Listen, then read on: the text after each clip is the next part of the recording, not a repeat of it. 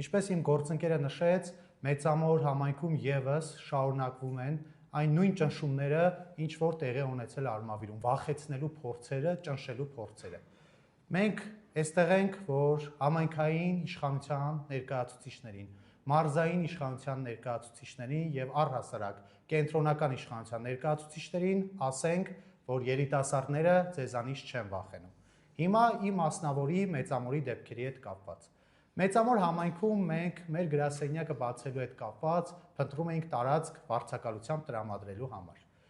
Արդեն ձեռք էր բերվել պայմանավորվածություն այն մարդու հետ, ով որ պատրաստ էր տրամադրել իրեն պատկանող տարածքը վարձակալության եւ շատ դրական տրամադրված, արդեն բոլոր փաստաթղթերը դեռ իր կողմից էին հաշտապեցվում, որ բոլոր փաստաթղթերը օրինական ձևով կնքենք եւ ստանանք տարածքը մեր գործունեությունը ծավալելու համար։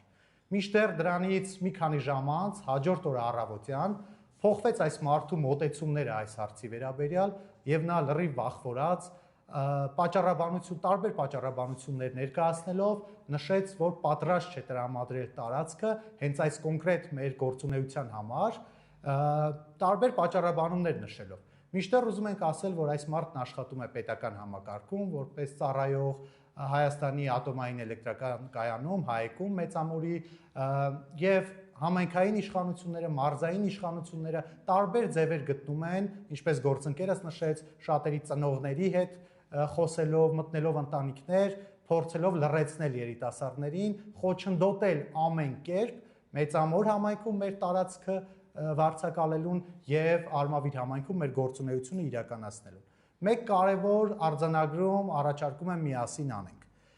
Տեղական ինքնակառավարման մարմինները գործիք են կառավարության ձեռքում։ Տեղական ինքնակառավարում նշանակում է, որ այս մարմինները ինքնակառավարվող մարմիններ են եւ չպիտի լինեն գործիքներ կառավարության մեր երկրի դեպքում ցավոք մեկ մարդու ձեռքում։ Ինչպես շատ թիմեր տարիներ շարունակ եղել են ձայներ հավաքագրողներ, ձայներ բերողներ եւ նշանակել են, ոչ թե ընտրվել են մարդիկ, այլ նշանակվել են մարդիկ կենտրոնական իշխանության կողմից, որպեսզի ձայներ բերեն, այդպես էլ շարունակվում է մինչև այսօր։ Այս մարդիկ չեն ներկայացնում համայնքում ապրող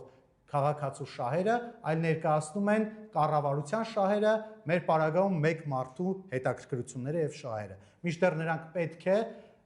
ծառայեն համայնքում ապրող բնակիչներին, նրանք համայնքային ծառայողներ են։ Սա ամբողջությամբ խեղաթյուրված է մեր երկրում, ոչ բոլոր համայնքապետերին է խոսքս վերաբերում, շատ-շատերի մոտ այս խնդիրն առկա է եւ